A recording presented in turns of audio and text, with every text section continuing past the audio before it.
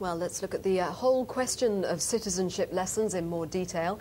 With us in the studio are Zandria Paunsford, the Chief Executive of the Institute for Citizenship, Katie Ivans, the Vice Chairman of the Campaign for Real Education, and also Shay Ramsden, a student and member of the UK Youth Parliament. Zandria Paunsford, let's start off with you. Why do we need citizenship studies? I think we need them perhaps more than anything else in education.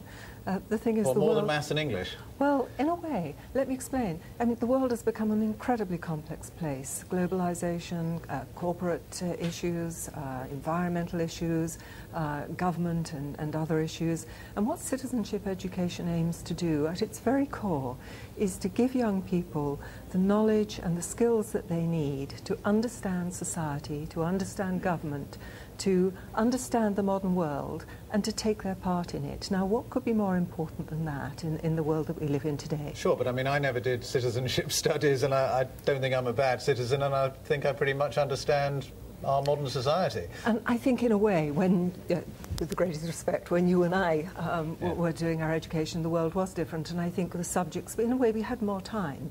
I think one of the problems is that the pace of change now is so great that perhaps subjects have become more discrete. And what citizenship does is provide an essential backbone, really. I mean, in a sense, you understand geography better, you understand languages better, if you understand how the world is set up. And we're talking about the economy, we're talking about governments and different forms of government and how they work. We're talking about different cultures and different races and religions. It's not saying you have to belong to any particular one of them, but it's saying that in our modern world, we actually are able to participate in it much more if we understand it. Well, let's bring a student in now, Shay Ramsden. Have you ever actually had these lessons at school? I've never actually received anything that I would consider citizenship lessons. I think once within PSHE, sorry, what's that? Oh, personal social health education. It has changed. It's a long time since Joanna went to school.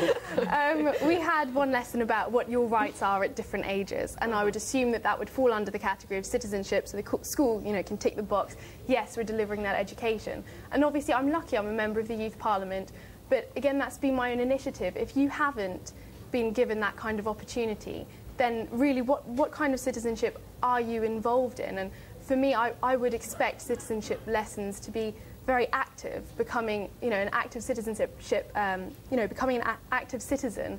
So, you know, you have in your school mandatory school councils, which are effective, and all students are involved in that, the democratic process.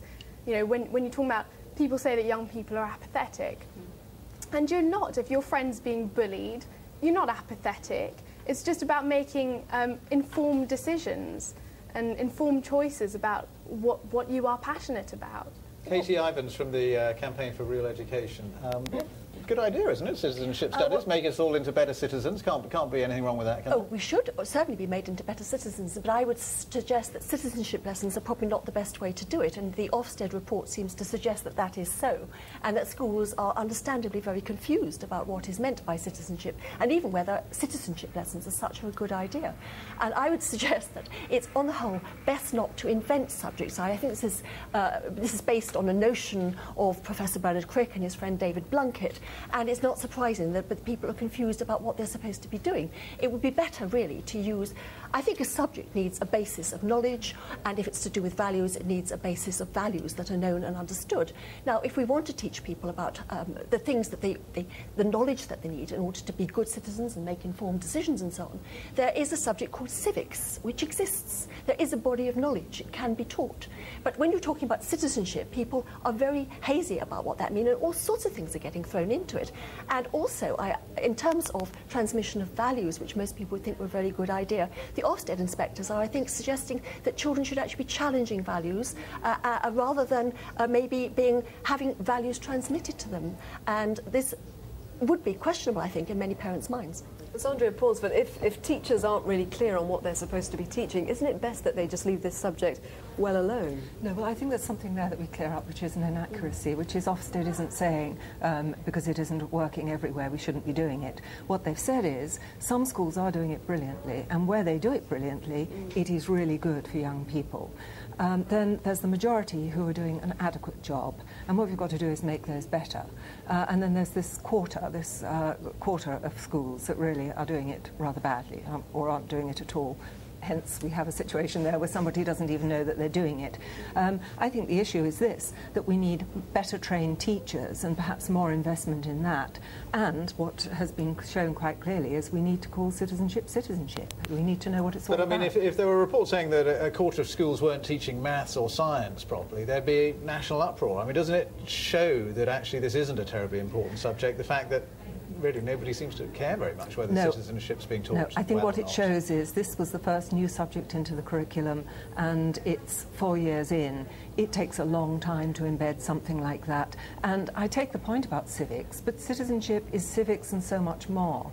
It's so much more active, which is actually what, what young people want. It is about how you actively get involved. Do they want it, Sherman? I guess students have so much on their plates already with the core subjects. Is there room to introduce something like this? One of the main problems, actually, that I had with the report was that it recommended citizenship as a full GCSE and an A-level.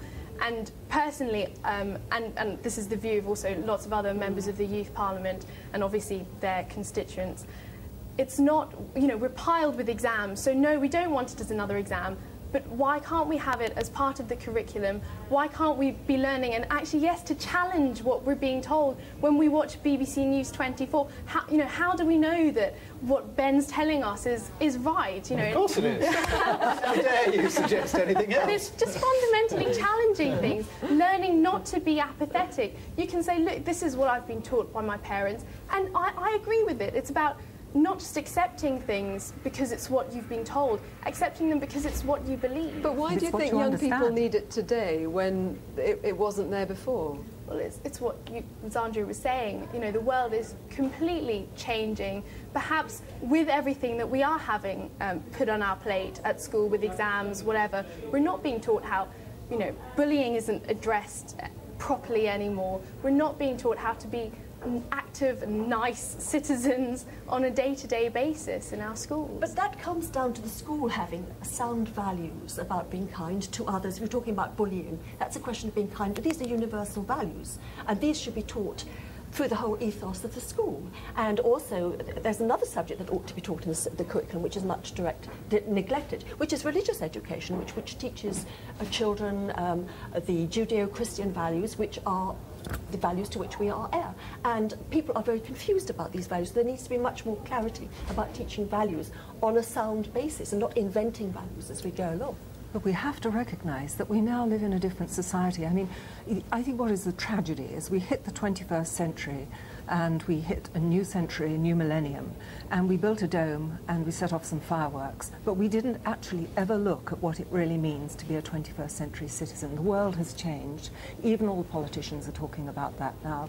The world is a very different place, and young people have got a terrible struggle to understand it, to comprehend what's going on. Citizenship is very much about that, and it does have values, but enables you to be informed about the values that you're looking at. Faye, last thought from you. You haven't done citizenship studies, but are you going to be a good citizen?